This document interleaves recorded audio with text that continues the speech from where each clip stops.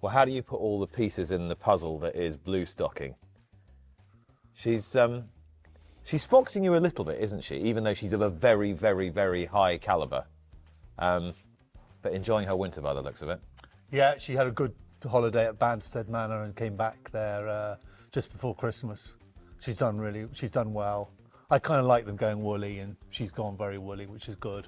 And she's back. She's just back cantering now, so she'll be steady away through the next couple of months, and then we'll try and land her right. We've some unfinished business with her, I feel, Nick. There's definitely some unfinished business. She has to win a Group 1 somewhere, sometime, someplace, doesn't she? The ability's all there. It's all there. I think we got all our ducks in a row at Ascot. I think you or Lydia pointed out that the inner track didn't play to her strength. No, it probably didn't. That's just life, but she'll get there one day, hopefully. It's somewhere where they're going to go flat out, isn't it? Yes. And somebody waits as long as they dare. Exactly. Yorkshire Oaks maybe, or something like that. So when we're talking about stable management and how you deal with each individual horse, would she be difficult, or would she take a lot of management, or would she be quite straightforward? Does she just come in, sleep, eat, do her work? Pretty much. She's difficult to catch in the mornings, but apart from that, yeah, she's pretty straightforward. She eats pretty well.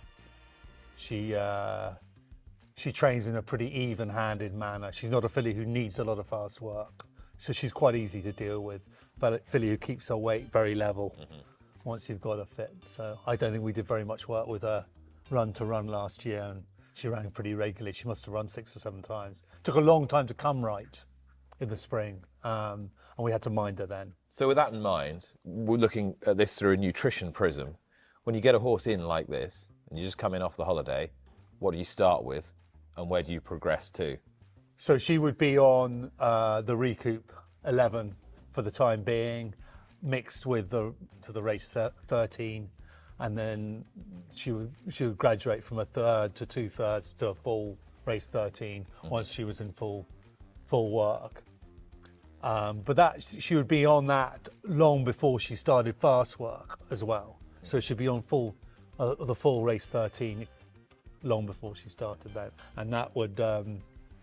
And if she holds it, then we don't change anything. Yeah, and I think that's one thing probably a lot of people don't understand, is that you can't just wing them straight back in off the field and start bunging the food in that you would bung into them when they're midway through their season. Absolutely. We take our time on every level. With, I think we take plenty of time with them before they start cantering. Once they start cantering, they inch forward gradually from there, and the same with the feed.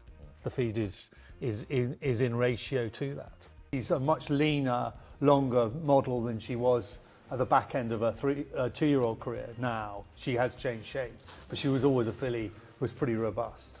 They're just difficult to read, and you have to be. You don't want to go in with too many preconceptions. I think that would be with her, we were always sort of second guessing her a little bit at home and on the racetrack.